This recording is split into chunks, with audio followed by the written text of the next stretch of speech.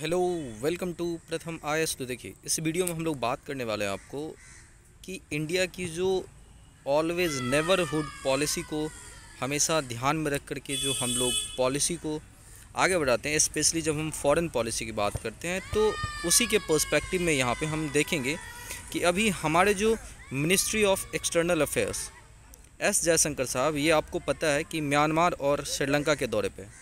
तो इस वीडियो में हम लोग इसी के इर्द गिर्द बात करेंगे और देखेंगे कि जब ये जा रहे थे तो खुद बोल रहे थे कि हम चाइना को यहाँ पे कंसर्न में रख करके जो है यहाँ पे इस रिलेशनशिप को बिल्डअप करने वाले हैं। तो चलिए, आप सभी का स्वागत है प्रथम वॉइस पे, और अगर आपने अभी तक हमारे चैनल को सब्सक्राइब नहीं किया देन डू सब्सक्राइब।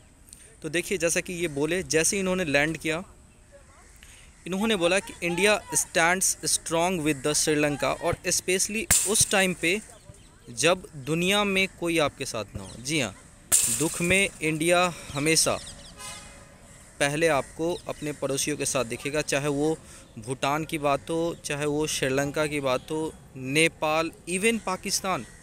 जब जब पाकिस्तान पे कोई टेररिस्ट अटैक या कुछ ऐसा दुख की घड़ी आती है, चाहे बाढ़, हम लोग जो है इम्पॉर्टेंट जो दवाइयाँ होती है, इसेंशियल्स मेडिसिन्स, या आप बोल सकते हैं खाने की चीज़ होती है, फूड सिक्योरिटी से रिलेटेड, तो ये सारी चीज़ें हम जो है आपको यहाँ पे कोशिश करते हैं प्रोवाइड करने का। और यही चीज़ें हमने बिल्डअप किया ड्यूरिंग द श्रीलंका क्राइसिस, ठीक है।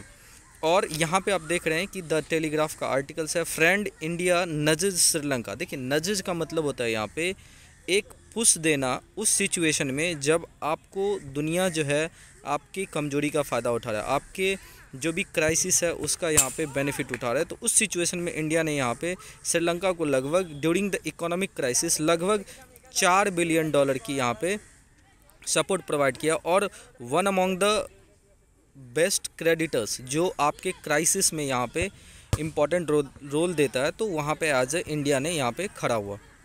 और इसी को ध्यान में देखते हुए यहाँ पे जयशंकर साहब ने बिल्कुल इस दौरे पे मुद्दे में उठाया कि India did not wait, did what was right to help Sri Lanka, और स्पेशली हमने कंसर्न यहाँ पे दिया।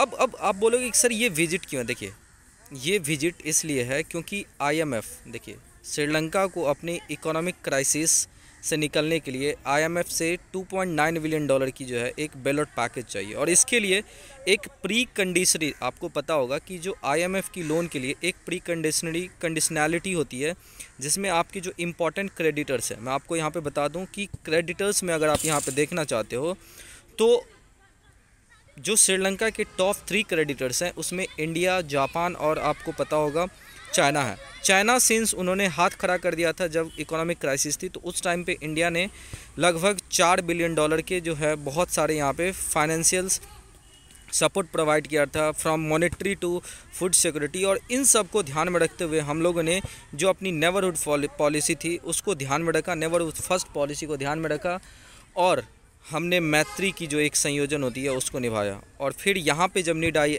IMF के एक प्री कंडीशनैलिटी पूरा करने के लिए, वहाँ भी इंडिया जो बढ़ चढ़ करके निकला और उन्होंने बोला कि हम पहले ऐसे क्रेडिटर बनने वाले हैं और स्ट्रांगली सपोर्ट करते हैं। और इवन उन्होंने लिख करके भी दिया कि हम जो है यहाँ पे जो डेट स्ट्रक्चरिंग प्लान है श्रीलंका का विद द IMF, उसमें यहाँ पे सपोर्ट करने वाले हैं। और ऐसा ही हुआ, जैसे ही यहाँ पे लैंड किए एस जयशंकर साहब, उन्होंने वहाँ के जो राष्ट्रपति है उनसे मिले, अपने जो काउंटर पार्ट है श्रीलंका के मिनिस्ट्री ऑफ एक्सटर्नल अफेयर्स, उनसे मिले इन्होंने, और बोला कि भाई हम जो है यहाँ पे हेल्प करने वाले हैं आपको, चाहे वो आपकी इकोनॉमिक क्राइसिस हो, चाहे डेट की रीस्ट्रक्चरिंग हो, इन सब में हम आपकी जो स्टेबिलिटी रिगेनिंग है उसमें हेल्प करने वाले हैं।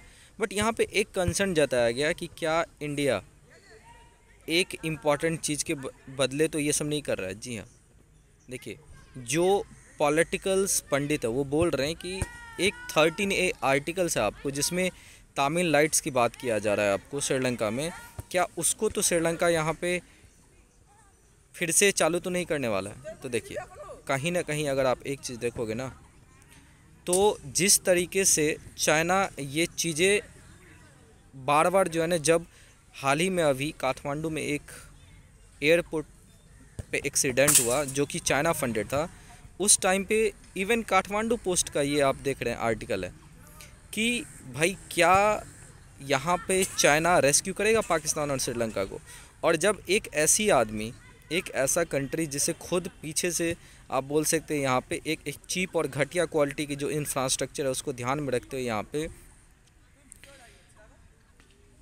अटैक किया गया, वो कंट्री के देश में ये आर्टिकल्स है देखिए कि will China rescue Pakistan and Sri Lanka. और इस चीज़ को ध्यान में रखते हुए ये जो थोड़ी टाइम लगेगी कि मैंने यहाँ पे जो एक कैप्शन डाला है वो बहुत अच्छा है। जी हाँ, देखिए, हालांकि ये चीज़ें मैं आपको बता दूं कि एक द हिंदू का आर्टिकल है, the inevitable geopolitical lens in Sri Lanka, और ये अभी जो दौरे पे गए हैं ना minister of external affairs S Jaishankar साहब, उनके बाद की ये आर्टिकल्स है। और इन तरह की चीज़ें जब आती है तो भारत बिल्कुल सलाम करता है। और इन्होंने बोला था कि इंडिया स्लैम्स चाइना से Sri Lanka needs support not unwanted pressure. और ये जब हम्बनटोटा पोर्ट पे जो चाइनीज़ की स्पाइस शिप थी, जिसे सो कॉल्ड जो पीएलए बोलता है कि हम बस फोरकास्टिंग करने के लिए इसको भेजते हैं, अपने जो हमारे एक तरीके से तेल की सप्लाई वाली जो शिप होती है उसको ट्रैक करने के लिए, बट ये एक्चुअली में स्पाइस शिप था।